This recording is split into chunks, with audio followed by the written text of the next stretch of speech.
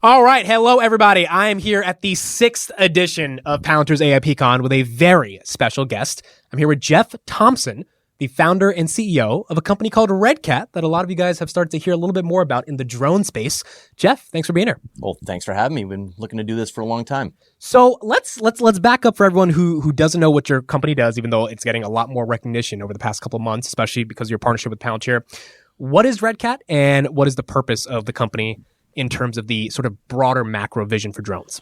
Yeah, well, we actually are a drone company, and we focus on defense, and more specifically the warfighter, and giving them the tools in the battlefield so they can be more lethal, we can keep them more safe, and just do everything we can do to support that warfighter. With different tools we have this tool that just won a large program of record. We just bought another company that has some of the best flight time on the Blue UAS list. And we're constantly looking at other things that can help the warfighter. When did you start the company? 2016. Wow. So it's been quite the journey, almost 10 years. Yeah. I think this is like drone 4.0 and drone 1.0 through 3.0 all got killed. What was your background before getting into drones? Electrical engineer, did a startup in 94, 3 months out of school, and did a dial-up company, sold that. It got bought by a large company. They went public. Then I did another telecommunications company that was fixed wireless, founded that. So you've been a serial entrepreneur your whole life. I guess that sometimes is the kiss of death. I don't know if I want to say serial entrepreneur, but I've been lucky on every single one I've gotten them public. Yes, I've had an exit or not. Well, this is not an exit. This is just fun. Okay, so Redcat, drones, defense space. What is the current impetus for the defense industry to start caring about what you guys are doing with drones? Yeah, well, we spent 5.5 years trying to get a program of record with the Army that we just received the end of last year. Congrats! But the whole industry, if you listen to Secretary of Defense Hegseth, we're one of the protected parts of all the stuff of the DoD. Everything's going small. Actually, Dr. Karp just said it recently. Weapons are going to be smaller and smarter. Yes. So we're smaller and smarter. So we believe that's it reminds me, because I'm in the telecommunications space. We had all these servers when we were doing web pages and stuff like that were this high, and they cost $200,000. And within a few years, they were one use. It cost $700 with Linux on them, and all those guys went out. They were just tiny and small, and we're not making, Now they're in the cloud. Yeah, we got Reapers that are useless now in the Ukraine, and this is more useful than a Reaper that costs tens of millions of dollars. Right. Okay. So I think there's been a lot of defense tech private VC money that's been floated out there as well. It's popular now. That's my point. It's getting popular. You guys were doing it before it got popular. Now you guys are kind of getting a little bit more notoriety because it's popular. What is the partnership with Palantir, and what is the use of their software in building these drones? Yeah. So the interesting part is you're hearing so much at this event about WarpSpeed, and the operating system for manufacturing. But we're a little bit different because we're actually using their software on the Black Widow. Wow. Because they've actually got a piece of software that I think they're going to dominate in, and it's visual navigation. So any battlefield you go to, is the GPS doesn't work. It'll never work ever again in the history of a battlefield. So GPSs are absolutely useless. I mean, we're looking to have the next version of the Black Widow not even have a GPS. So if you don't have a GPS, how do you use this device to do flight plans, or to have some automation to do a mission? So what Palantir has done is they've taken the software called visual navigation, and there's a lot of visual navigation guys out there. And they basically take telemetry, optical flow, which is the cameras, and then they also have reference matching. They have a local map of the battlefield, and they use the cameras to match what they see in the cameras to that actual local map on just Google Maps, whatever it is. Right. And between all those three different things, they can actually replicate a GPS source. So you don't need, it's just as accurate as a GPS with no GPS. Within Foundry. No, this is software right local on the drone. Okay, and so you think that is something that Palantir uniquely has a competitive advantage in? I didn't get to the good part yet. Okay. So we've been pitched by a lot of folks. We've actually have other software that works for visual navigation. There's a company that does it really well over in Israel. But the problem is you're on a battlefield and you're comparing that reference matching is to a map that doesn't look like it did the day before. Right. Explosions, all this stuff that changes. So the drone's useless again for that. So Palantir actually has partnerships with I don't know how many satellite companies, so they can get us a fresh map anytime we want. That is something I don't think anyone else has, or all these startups would cost billions to get that type of access. So I think they're going to dominate the visual navigation space. What is the future of drones in defense? I mean, obviously, Russia and Ukraine over the past couple of years, Israel, Hamas, it seems like the world is getting scarier and scarier. Yeah.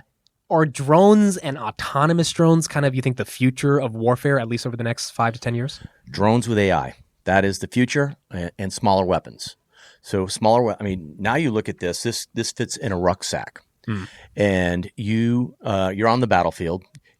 Typically, like the older drones, like AeroVironment, which I love AeroVironment, but their drones would go out and just look for stuff, and they can't strike. Right. And they'd have to try to report back and try to find out where that target is. And they're very antiquated, and they were so expensive. You had to, when they crash, you'd have to go out and get them until some people got killed going to get them. So they stopped doing that. So this is basically, as they say in attritable, right? Yes. So a soldier that's on the battlefield can launch this drone. It has kinetic capability. This is can be a drop, or it can be kamikaze style.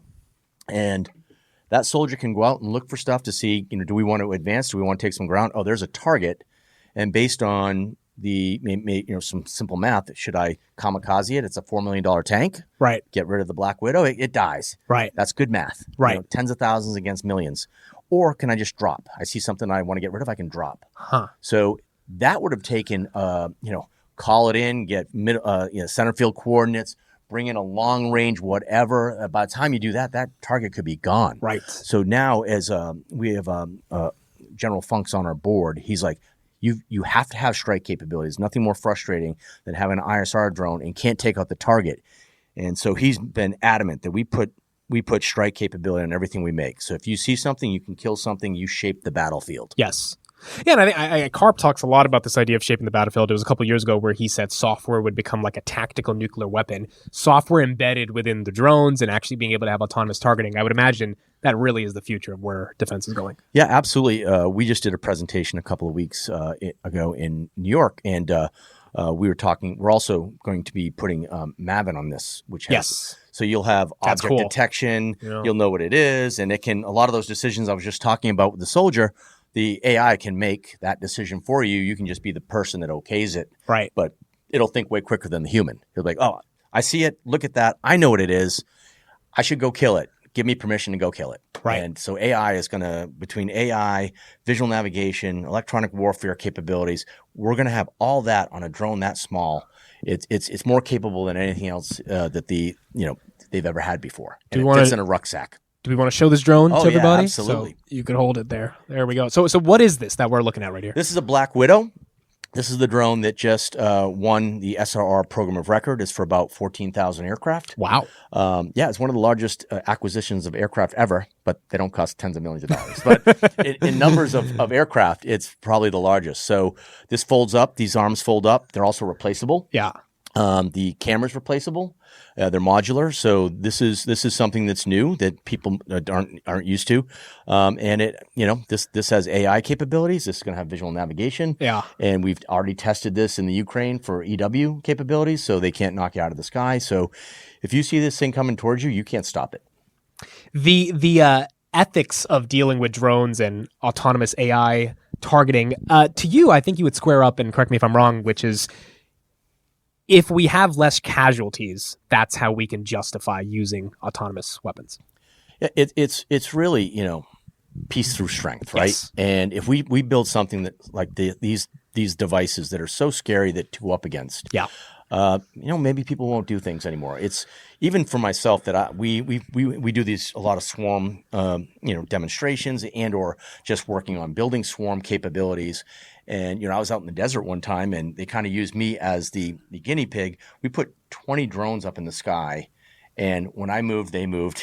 And when I moved the other way, they moved. But just seeing 20 drones, just only 20. And this is, we have a hive that does 80 drones. Huh. You see 20 drones looking at you, staring at you, and move when you move. It is some scary shit. That is scary shit. It is like, I was like, this is fun, guys. Take them down. But yeah, it's cool. The technology then, and specifically swarming, because I really think It's great that we have these that fit in a rucksack. When we think of the Indo-PACOM, Taiwan Strait, we think of putting swarms on boats for, low-flying aircraft coming at you. Yeah. We just send them up there. We don't care. You can have them all die. Yeah. But we take down an aircraft worth tens of millions of dollars. And that's, you can put it on islands. You can put it on the front of, like I said, on boats. There's USVs that are unmanned. We're really looking at the unmanned space, the USV space a lot right now. So there's a lot you can do with any swarm, whether it's torpedoes, our drones, USVs, but you combine them all together and it gets real scary because they're cheap, they're fast, and they're smart. What do you feel about China and DJI? I believe there was some ban passed a couple months ago where they're not allowed to be sold in certain areas. We're on there was 2 years in a row. We passed the American Security Drone Act Correct. in 2023, which was basically no federal dollars going to Chinese drones. And then in 2024, they passed the CCP Drone Act, which is basically it looks like DJI and Autel, they call them out specifically in this law, are going to go on the covered list by the end of the year, and or if not sooner, if they think they're a national security threat. We believe it's going to be a lot sooner. Right. So that means they'll be completely out of the United States from now on, which that actually opens up about $1 billion TAM for us that we've been, I don't want to say ignoring, but we've been basically ignoring the enterprise and first responder space.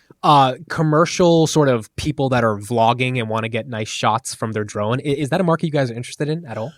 Probably not. We'd be looking more at the Border Patrol is already a customer of ours. Right. And CAL FIRE, there's a lot of people that, even though we build these for the warfighter, they usually have a lot of dual use to, we have a swarm capability that can surround a building. So if you've got a hostage situation, there's no way that person's getting out, and you got thermal. So if they're near the windows, so there's a lot of stuff that could be done if the Chinese drone companies are kicked out of the country, which they should be. Right. Then that's something I think that we could we'll probably be able to grab some of that market. Do you guys have a competitive advantage from a manufacturing perspective from China, or how are you thinking of it from that angle? I'll be very frank. No, they've been making drones for 20 years with China. Basically factory capabilities. Yep. They've done a really good job on the Mavics are good drones, but if you feel one and they feel like a toy, they're not made for battlefields. Yep. They're used a lot in Ukraine, but they if they fall out of the sky, it's done. Yeah. So you'd probably go through 3 or 4 before you go on through one of our drones, but their factories are incredible. So we are our partnership with WarpSpeed is going to help us catch them very rapidly. But you have to build it like a consumer product, unlike all the primes that everyone's talking about that are like, Goldman just downgraded all the big primes. Right. They're used to making aerospace aircraft. Correct. So there's no way they're going to build something that's $30,000 or $40,000. They just don't have the know-how. So in the U.S., we have the advantage because there's only 2 people that are mass producing drones. It's just us and Skydio. Right. So it's hard to turn up a factory. It takes years to spin up a factory. It's hard to get good at it. Manufacturing is very hard. To have high yields and to get your profit margins and your gross margins up is crucial. And actually, that's one thing that WarpSpeed is going to help us do. Yeah, so let's talk more about that. WarpSpeed, I just interviewed Emily Wynn, who's leading the head of that initiative. Yep. They want to bring manufacturing back to the United States. Yep. Trump wants to do that. Sham Sankar has talked pretty openly about that software needs to be our competitive advantage because China has the labor advantage. Is that how you are thinking of WarpSpeed as well? Yeah, we have to be producing. We have to ramp up all our production here in the U.S., specifically for devices like this. This is the future, smaller weapons, right? So we have to really ramp our production. Actually, I'm working with Emily on launching our WarpSpeed program.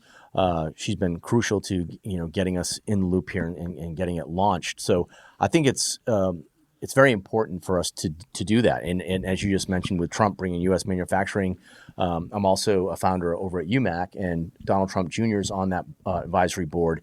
He's actually founded, I think it's called 1789 Fund, which is really to bring U.S. manufacturers from other countries into the United States. So I think it's a theme you're going to see for the next 4 years. Yeah. Is your assumption about the world that we are going to be in a more dangerous world than not over the next 10 years? I think if us in the West can keep doing this and across all platforms, all domains, multi-vehicle, multi-domain. I think we can get to the state where no one wants to fuck with us. Yeah. Well, that's the right state to be in. Yeah. Jeff, thank you for doing this. I have one last question for you. How big can Redcat be, in your opinion? You don't have to give numbers, but how big is the vision for Redcat? I think with the things that are happening in the world, we could easily be 10x of where we are now, not in the not too distant future. But before we stop, could you grab something out of that for me? One of the 10 originals made. Oh, wow. Everyone's been asking for this hat. We can't keep them in. I am very happy to have one of these. Thank you. One of the 10 originals, never been worn. All right, so my head is small, so let me. Yeah, I have a small head too. You relate to me. All right, here we go. All right, there we go. There you go. I fly, you die. I love it. I'm a big hat guy, if you haven't noticed. So I love it. I brought that just for you. Thank you so much, Jeff. Appreciate it. Thanks for having me. Redcat. We'll talk more in the future. Absolutely. Hello, everybody. Welcome back to the channel. I'm here today with a very special guest. I'm here with the head of data and analytics at TWG, Drew Kukor. Thank you for being here. Oh, Amit, what a great time. Let's do this. I'm very excited to talk to you. You guys just recently announced your partnership with Palantir, even though you guys have been working together for about a year now. For those that don't know what TWG does, let's start with that. What is TWG and what is your guys' mission? Yeah, I mean, look, you have a bunch of companies, many with similar missions. Think investment banking, think investment management, think of annuity and life insurance. There's also an entire branch that's in sports, Dodgers, and affiliated companies. And that basically represents a massive set of holdings. You have a parent that exercises different levels of control over each one. And fundamentally, the desire of the owners is to take many of these companies that are pre-cloud and pre-AI and transform them and move them into the cloud and begin to bring AI and analytics at scale to a lot of parts of the business. So it's a holding company that has a diversity of different businesses, and sort of the motto of the holding company, or at least I guess the theme, is let's modernize them. Yeah, and look, there's always that debate on when you make the move.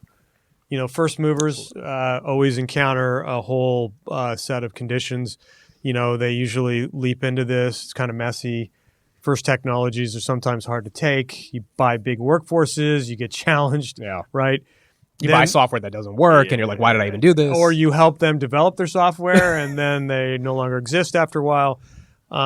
And then others are like, we're just going to build it on our own, and damn it, we're going to do 10 years, and let's hope, and then new leadership comes in, and they start again. And then there's those that wait patiently and want to see what's going on and have that tactical patience to just say, look, it's probably not time yet. Yeah. We'll follow it closely. And I think that's really what the TWG team has done. And they're feeling now, let's get moving. And that's what we're about. So you are the head of data and analytics. You guys have chosen to work with Palantir. What was the decision-making process between Palantir versus the other data companies? Yeah, I mean, there's so many great companies out there. You've got Databricks and Snowflake. Obviously, each of the hyperscalers have their own lake or data management solutions, along with a bunch of analytics, GCP, Azure, and AWS. Look, at the end of the day, you need to find a platform that fits the culture of the organization. Yeah. And it's not always just about technology and its physical implementation. It's got to be about a whole set of other factors as well. Look, many of these companies, when you lay it down on an Excel spreadsheet and you look at all their parts and pieces, which of course I enjoy doing, you end up with 100 features or variables or factors. You score across them all, just like you're going to select a future wife or whatever, and you do an analysis or buy a car or whatever. And look, there are certainly strengths and weaknesses. Each of them carry technical debt, each of them. But at the end of the day, when it comes to Palantir, the real choice becomes, I need something that can give me military-grade security. I need something that can give me the most modern data management capabilities. I need something that can help me on building a use case factory. Yes. Which is fundamentally about process automation and business process reengineering and mapping out flows.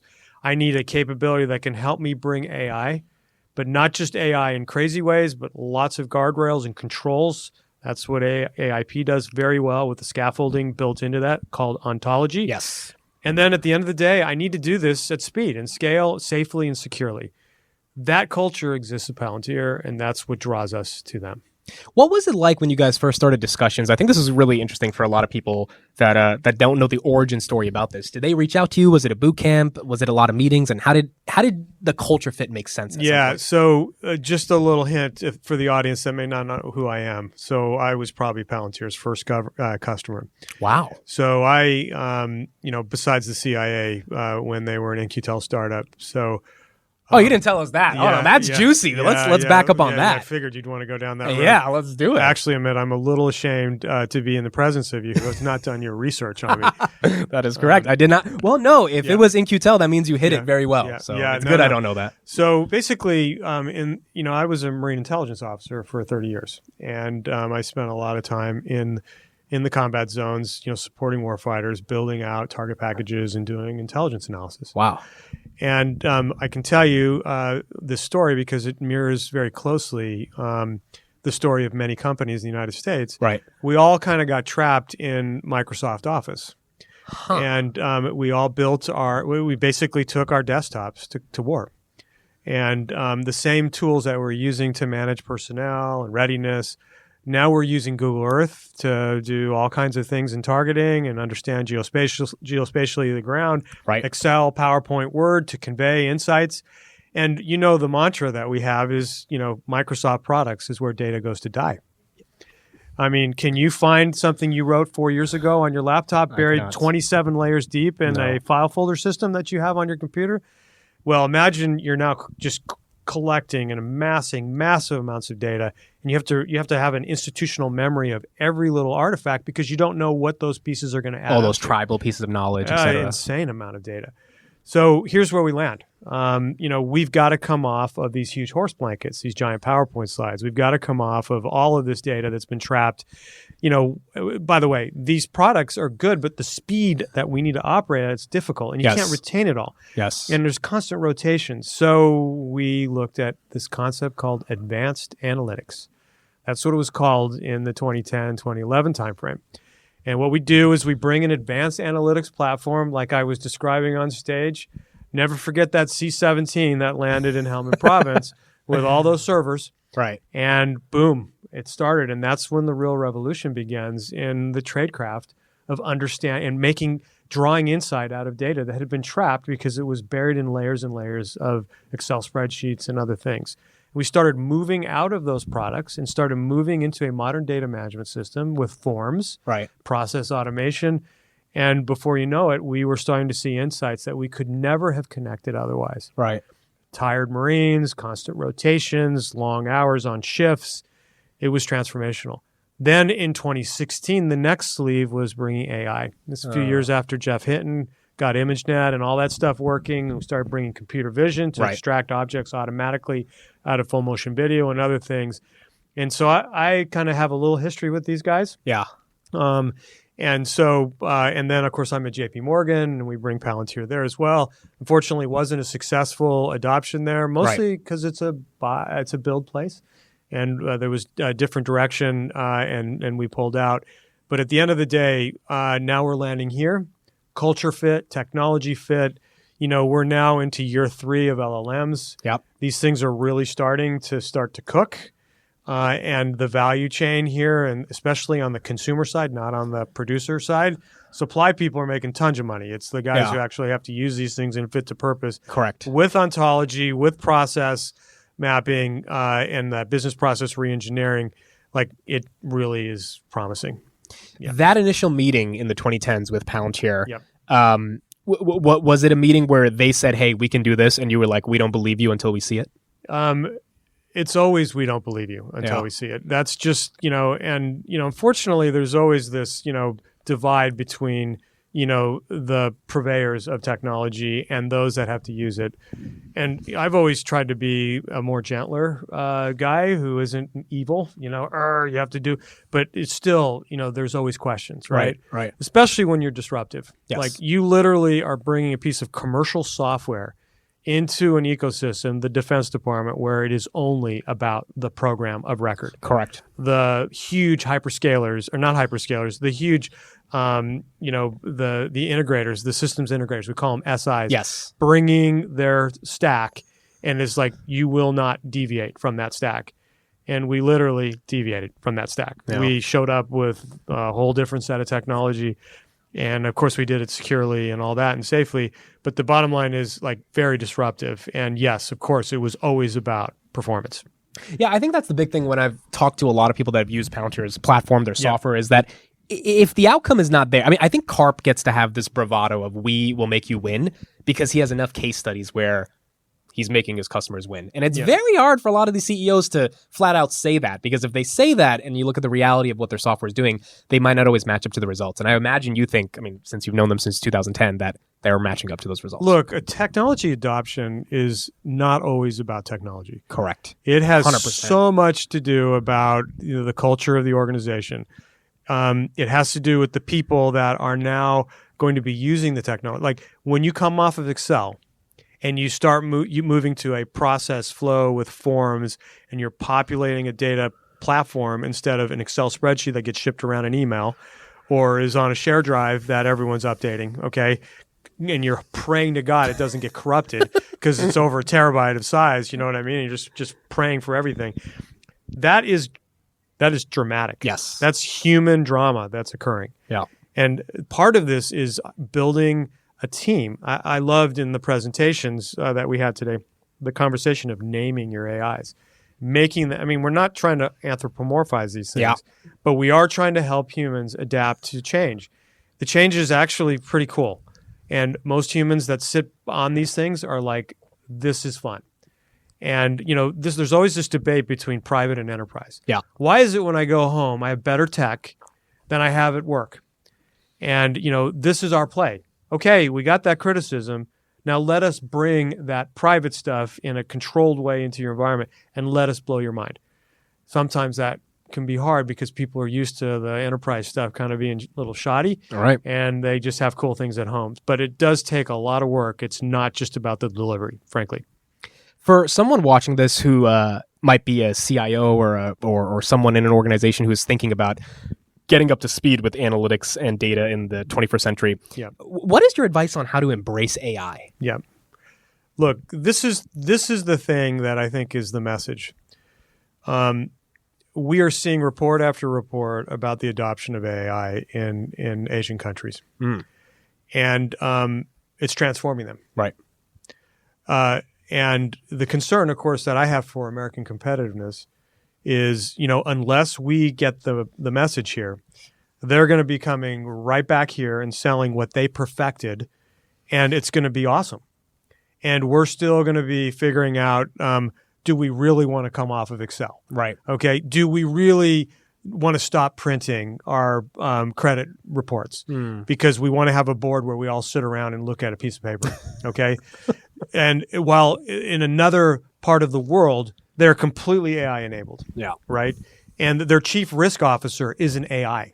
Right. Yeah, And the conversations are on point and tight and incredibly, on looking for risk in new and unique ways. And we're still back here trying to debate whether, we want to come off of Excel. This is the main, this is about American and us being ready. Now, for firms that haven't yet dipped their toe, they're pre-cloud, they're pre-AI. They're pre-analytics. They're still very much like, it's not all lost, guys. Like there are solutions. In fact, having waited a few years and maybe studied the problem out, you may actually be in a very interesting place. In a better position, potentially. Exactly. For those that already jumped into it, right. I call them the sort of in the middle of the journey and are, your boards are beating you up because delivery isn't fast enough. It may be time to do a reassessment because like all technologies, you've got to be looking at this every 2 years to just make sure you're on. And for those that are way advanced, but had made decisions that are very expensive, and it's time maybe to recalibrate. This is a call to be ready for that. So I don't think you're lost if you haven't started. I think you're in more trouble if you have, and you're well down the road, and you made some bad choices. But even that is not hard to adjust. Right. It's just the reality of reframing and looking back and making sure you're on the right strategy and then recalibrating. Now, the last piece I'll say on this. All right. So a lot of people are creating, a lot of this AI within the CTO and the CIO function. This, I believe, is fundamentally a mistake. This is a new form of labor. That's something you talked about a lot today. That is a new form of labor. Yeah. And I wouldn't put my people in the CIO and CTO shop to be run. I have a word for my CIO and CTO friends. I call them the blinky lights people. That job to make those blinky lights work is not easy. Okay. Correct. And it requires a very specialized and awesome workforce. But that's not where you run a P&L function. Not at all. Nope. This is P&L. And so I feel Jamie Dimon made the right choice by creating a CDAO and appointing Teresa Heitzen, an amazing business leader, P&L holder. You're seeing others maybe go in a different direction where they're doubling down on a chief AI officer. Yes. Or they're doubling down in increasing the CIO and the CTO staff. I think this needs to be looked at. Now, I want to be clear. Every business is different. Okay, everyone organizes per culture, per the kind of business that they do, and so it's important to look at this. But I do think you must be very careful where you land this. And once you land it within 12 months, you've got to go back and make sure it's right. Otherwise, you're going to be condemned to. It's going to be in a perpetual loop of not knowing what works. You will be lost, and you may not get the results that you're looking for. All right. The head of data and analytics at TWG and someone who's known Palantir for a very long time, Drew, thank you so much. That was fun. Appreciate the time. Awesome. All right. Hello, everybody. Welcome back to the channel. We are at the 6th edition of Palantir's AIPCon. We have a very, very special guest with me here today. Someone who has been working at Palantir for the past 11 years, head of industrials, Emily Wynn. Emily, thank you for being here. It's a pleasure. So we've got a lot to talk about. First of all, I just want to get started with the fact that you've been here for over a decade. You were here when the company was not the celebrity company that it is today. What has the journey been like seeing the company go from relatively unknown to now everyone's talking about it? Yeah, I mean, it's been an incredible journey, and I'm so grateful for the career that I've had here, and I'm excited about what's ahead. When we first started, we barely had a commercial business. Yeah. 2013, it was a lot of, what is Palantir? Am I saying That's how my right? dad calls it still. Yeah, for sure. And it's been really amazing to see kind of the journey of building up that commercial base, of going public, and now it's been the WarpSpeed. Like I've never seen anything like WarpSpeed in my 11 years here. To close 6 major deals, and the quarter's not even over. Yeah. I've been really impressed by the pace of things, and then also kind of very motivated just by the mission that we continue to hold, because I think that the work that these manufacturers are doing, that we're helping them accelerate, is just so critical to global prosperity and freedom. So Emily's leading the effort on WarpSpeed, so we got a lot to talk about there as well. Take me back 11 years ago. Who recruited you to join Palantir? Yeah, it's a good question. So I was working at a small healthcare startup in Boston, and I went to attend a conference in San Francisco, and I saw a demo of Palantir Gotham. Right. It was on a 5% sample of Medicare claims data, a data set I knew very well, and my jaw hit the floor. I was like, oh my God, this ontology, this is incredible. If I were to do this analysis myself, it would take weeks, maybe months. They're just doing it in real time. I have to work here. So I applied the next day. Wow. And the rest is history. How? So the application process is actually really interesting for a lot of Palantirians. They go through multiple rounds of interviews. Were you in a room with Carp? Did he ask you some weird question? How did that play out? It was so long ago that it's hard to remember. I remember that there were multiple rounds. I don't think that they were very sure about me. Right. I was sure about them, but I don't think they were very sure about me. And it did end with VTC with Stefan, one of our co-founders. Yes. So but that was, I thought it was, I super nervous, thought it was going to be this long thing, and it lasted maybe all of 5 minutes. Right. Okay, so then the company goes public 7 years after you joined, 2020. What was that experience actually being launched into the public eye? Now you guys have quarterly earnings updates. You have to hit your numbers. I mean, I imagine the environment and the energy in the company probably shifted a bit. Yeah. I think we were all by and large a very, very good thing. Our S1 was, I think it's one of the most beautifully written documents that articulates I would agree.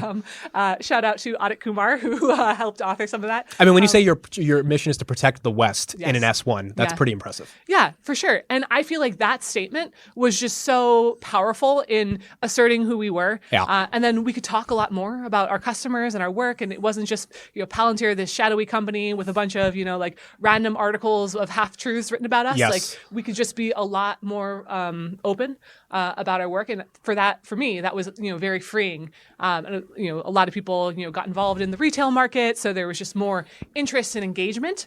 And I think that led to a very positive flywheel. Right. And, I've been part of the retail community for a long time and covered the company for the past 4 years. I think what attracted retail was the authenticity of this mission. That was real. Whether you agree or disagree with what Karp says politically, like you respect the company for having a stance. Yeah. And I think in a world of inauthenticity and sugarcoating, it's very hard to actually find a company that cares. Yeah, I totally agree. WarpSpeed. What is WarpSpeed for the person who has no idea what it is? Yeah. So it's an initiative born out of the kind of recognition that the decline in American manufacturing is a national security issue. Wow. And so, we used to be the best in mass manufacturing. It's a large part of, how we won World War II. Sham talks about this a lot. For sure.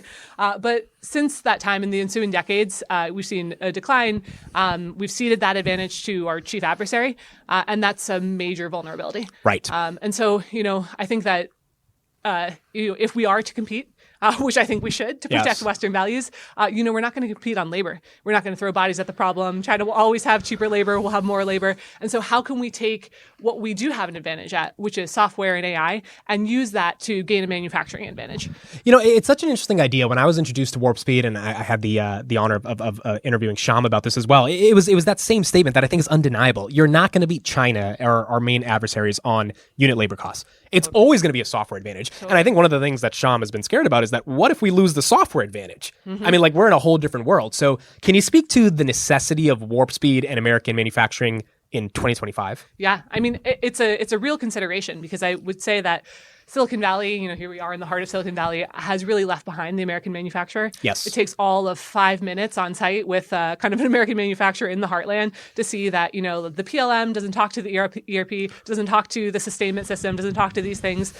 So it's being held together by, in the best case, Excel, in the worst case, paper and a whiteboard. And that's really tough to scale. It's really tough to create these continuous fly loops. So we really want to create an operating system that allows you to pull that digital thread from the time of design engineering to supply chain to production to when the units are in the field. Right. And I think that if we can do that, we can see massive throughput acceleration. We can see massive gains in quality and yield.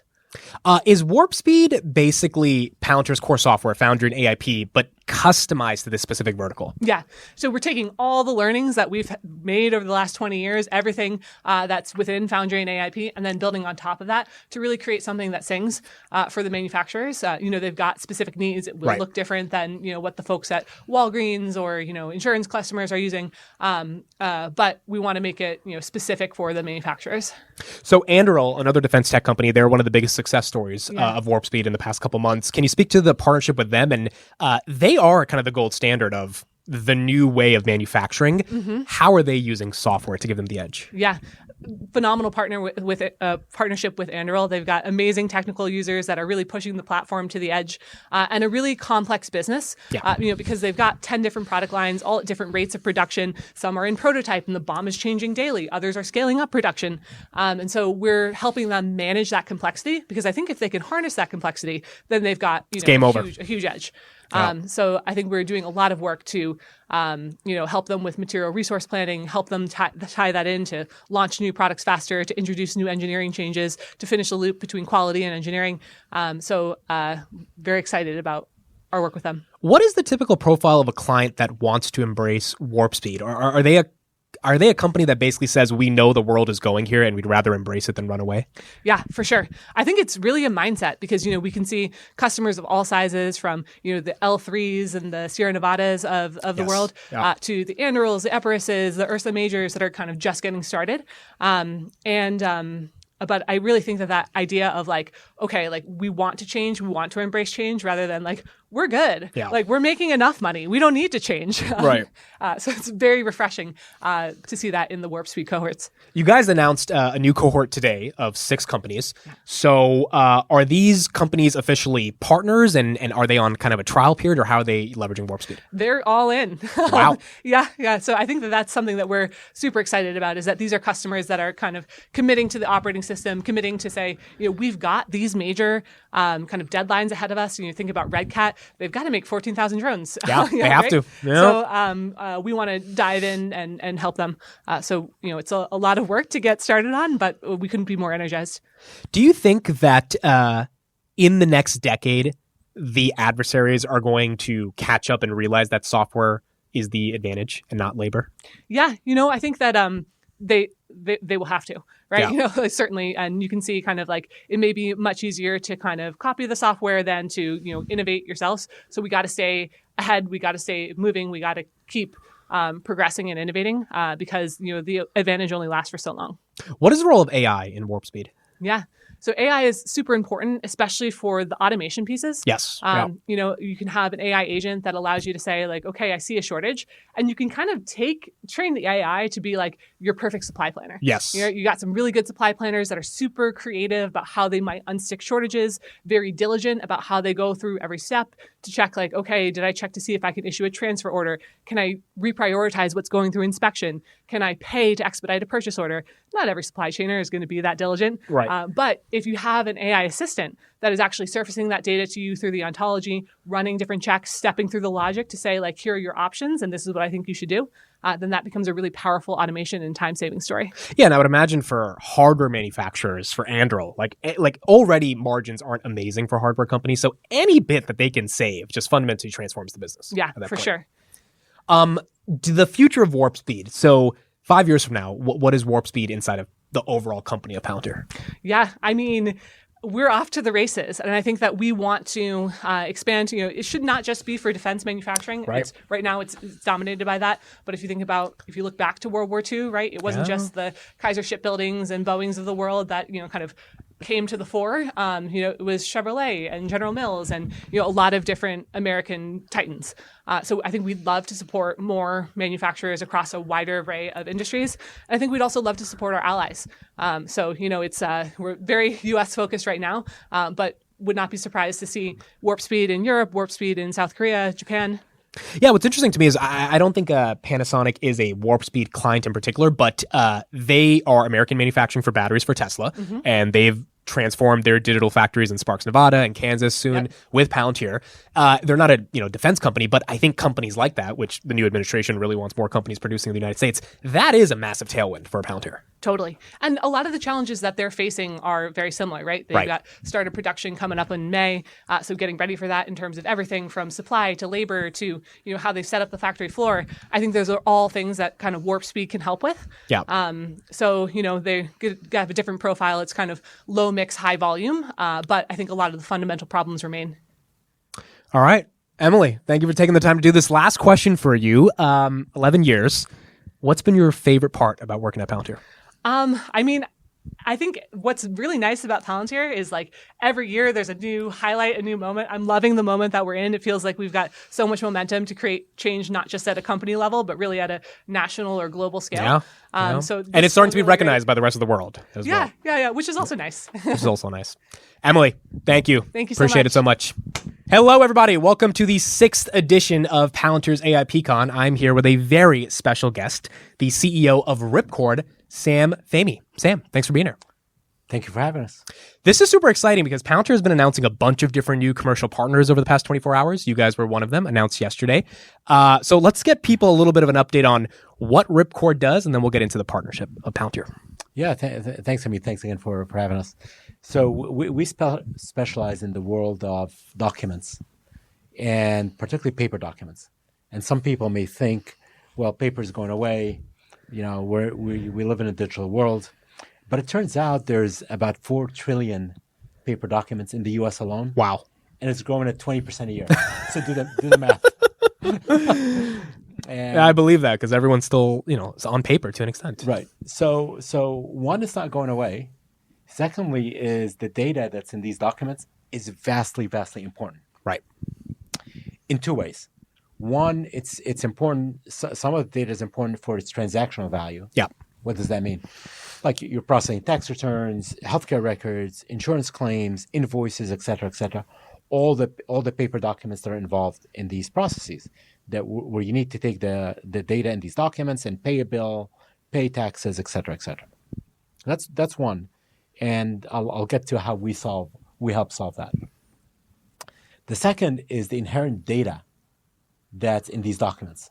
So, for example, if you look at OpenAI, a couple of weeks ago, they released their latest LLM. Yes. And they were supposed to release 5, GPT-5. They released 4.5. Correct. Why? What are they out of? They're not out of compute capacity. They're not out of code. They ran out of data because they scraped all the data from the internet that could be scraped. Right. And even if you think about it, it's not just the quantity of data, the quality of data. Correct. It's pretty monolithic data on the internet.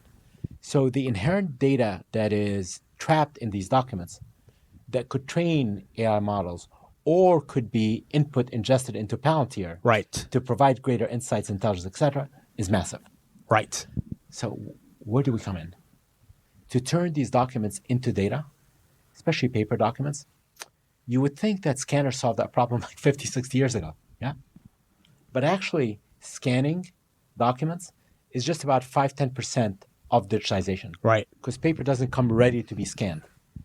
There's staples, there's paper clips, envelopes, et cetera, and Ripcord builds robots, physical robots, that automate the process of turning paper documents into digital documents, removing like 90% of the manual work.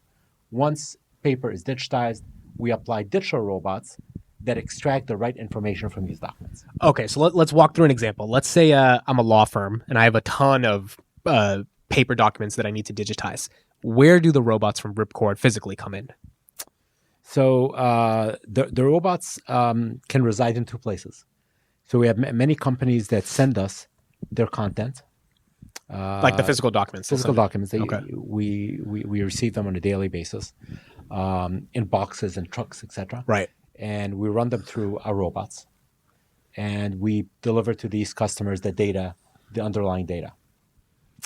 There are other customers where the content is so sensitive, or logistically they don't want it to leave their facilities, so we send the robots to their facilities. And what are the robots doing manually with these papers? So the robots are actually the robotic part is part of it. It is the most interesting part is the computer vision and other sensors that actually are able to first identify what's holding the paper. Is it a fold that I need to unfold? Is there a staple? Right. Is there a paper clip? What needs to be done to that piece of paper to make it ready to be scanned? Right. Right. So that's part one, is the sensors and the computer vision models. Once that happens, instantly all that is happening in real time, it instructs the robot to do something. Mm. So the model will instruct the robot to, hey, go to this corner and remove a staple. Or hey, that piece of paper needs to be unfolded. And the robot will take these instructions and is trained to do that. Right. And will do that action, pass it on to a scanner. That's also ours. Get scanned. Once it's scanned, pass it on to the cloud, where we apply our software to extract the data that's necessary. So this is really interesting stuff. Obviously, in the age of AI, with all this like reading the PDF, understanding what's going on in these archaic documents, I would imagine the revolution we've seen with LLMs has been a pretty big tailwind for the business. Yeah, it's really been huge because the accuracy with which you can understand what's in documents that before accuracy levels were maybe on a good day in the high 80s or 90%. Right. Now with LLMs, you can get in many cases to 99 or 100% accuracy. But even more important is LLMs help you, it's not just the extraction, but creating context out of these documents. Right. So whereas before you had to find information in a document, you had to go to a folder, find the file, open the document, and find the information you need. Now with LLMs, It does it for you, right? it's just you can go directly to the information. You can ask a question, or even automatically in our system, without even asking a question, we provide summaries of each document. So even before opening it, Right. you know what's in it. Right. So what is the role of Palantir then? You guys make sense of these physical documents, and then I'm assuming you ingest it into Palantir? Yeah. So if you think of, I think I mentioned in the U.S. alone, there are 4 trillion paper documents just sitting there. That's just the U.S., right? U.S. Not even alone, globally. yeah. And growing 20% a year. Right. And these are paper. And then if you think of the digital documents that are sitting in digital repositories but not being used, that's another. But just let's focus on the paper for a minute. So who owns these paper documents? It's a government agency, it's an enterprise. And they're thinking, if you're, let's say, a CIO or a leader in one of these companies, why would I digitize it? It's sitting in Iron Mountain or some limestone mine. If you heard Musk talk about that. Yep. Yeah, that he was referring to. I think it was one of the databases. It might be Social Security, but it might be another one. Yeah, it's and the use case there is the fact that these documents are in paper and sitting in a mine is limiting the ability of the federal government to operate. Right. You cannot hire or let go more than 10,000 people a month. Yeah. And that's the entire U.S. federal government. It's insane. So, but if you're a CIO or a leader in one of these companies, and I'll come back to why Palantir, and you're thinking, well, they're sitting there. It's fine. When we need them, we'll go get them. And, we have a bunch of scanners. With Palantir, it gives you more reason that if you digitize, if you take the initiative and digitize these documents, the amount of analysis and insights that I'll be able to generate from the data they contain through Palantir, without Palantir to be like, it's very transactional. Yeah. Do I need the documents today? And if I don't need them while they're sitting in a mine somewhere, or a building, a warehouse somewhere, with Palantir, it gives more reasons for people to go all digital. Right. So it becomes not just the transcription of the data, but now you can actually 10x the value from the insights inside of Palantir. Exactly right. And that's right. And if you think of what the magic of Palantir really is, connecting the dots. Right. You might have data. You might have documents that come from different years that have from different customers, but there's connective tissue. Yeah. For example, you're a bank, and the major banks have very different pillars. They have wealth management, there's credit cards, there's loans, there's consumer banking. But I bet you each one of us at a major bank has a document in a different part of the bank. Right. But the bank, is very difficult to have a single pane of glass to understand, for example, what transactions has Sam in each one of these credit card, wealth management, loans, etc. By taking all these documents that come from different places and putting them in Palantir, they can create this single pane of glass, whether by customer, by region, etc., to improve their business. So is the partnership kind of premised off the idea that as you get a new customer for Ripcord, you can do the robotic physical stuff and then send them over into Palantir to then integrate with all the digital transformation? Right. Yeah, exactly right.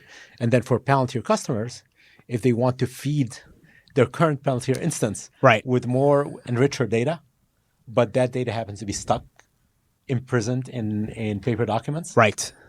And it's very difficult to change that today. Enter Ripcord. We can help do that. When did you start the company? The company was started in 2017. Okay, so it's been a while. It's been a while. And like with many hard technologies, it took about 3 years to build kind of the first viable product. Right. We deployed that product actually in Japan. And we have 2 facilities with robotic facilities in Japan. And in the US, we have a facility in California and a couple on the East Coast. How do you guys market this? Like, do people randomly find you, or because this is a very niche thing, but it's obviously 4 trillion. There's probably some demand out there. Yeah, but believe it or not, it's obviously people get surprised that there are robots that handle this. I was surprised finding out about this because the market is mostly like old school scanning bureaus. Right. But there's a huge market. Every government agency, every enterprise has need for digitization. Yes. But when we engage with them, we elevate their thinking. We say, have you thought about digitizing these documents? Because the value inherent in these documents is way beyond what you're thinking today. Right. But today there's an existing market for digitization where when we engage with customers, we explain to them how we use technology as opposed to manual work, how it's more effective, more secure, faster, more cost-effective, et cetera, et cetera. And that's how we work with customers. Right. Sam, thank you for the time. Last question for you. Do you have a interesting or random funny story of documents that you didn't even believe needed to be managed through your facilities, but you got a call one day and you were like, all right, I guess we'll do this? Let's see. What's a good one here? Okay. I'd say here's one you never, I mean, it's not funny, but it's kind of, well, I didn't know that.